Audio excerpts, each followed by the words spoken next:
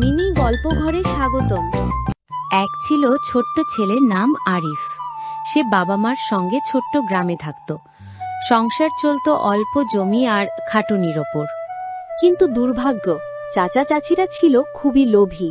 তারা নানা অজুহাতে জমি, ফসল, এমনকি ঘরের জিনিসপত্র নিয়ে নিত। এই জমি তো আসলে আমাদের, তোমরা এটা ব্যবহার করতে পারবে না। ভাই, একটু দয়া করো, আমাদেরও তো খেতে হবে।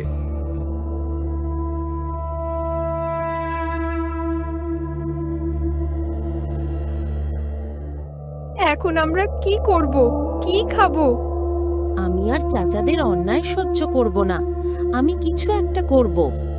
আরিফ রাগে দুঃখে জঙ্গলের দিকে হাঁটতে থাকে। আরিফ জঙ্গলের নির্জন পথে হাঁটতে হাঁটতে হঠাৎ এক আশ্চর্য জিনিস দেখল। একটি অনেক বড় সোনালী পালকওয়ালা মুরগি সেখানে ঝকমক করছে। ভয় পেও না আরিফ, আমি জাদুর মুরগি। এত ঘন জঙ্গলে এত ছোট্ট হয়ে এসেছো তুমি। তুমি যে ভীষণ সাহসী।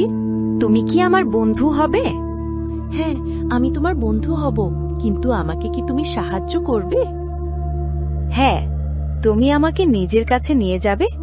আমি থাকলে তোমার সব সমস্যার সমাধান হবে। তারপর আরিফ মুরগিটাকে সঙ্গে করে বাড়ি নিয়ে এলো।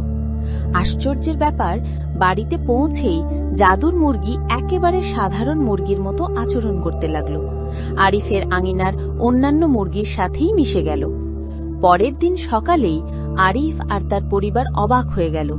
তারা দেখল মুরগিটি একটি সোনার ডিম পেড়েছে। এটা দেখে সবাই খুব খুশি হল। আল্লাহ, আমরা বেঁচে গেলাম। এই ডিম আমাদের সংসার বাঁচাবে। কিন্তু খবর পৌঁছালো সেই লোভী চাচা চাচির কানে। সোনার ডিম, এ তো আমাদের হওয়া উচিত।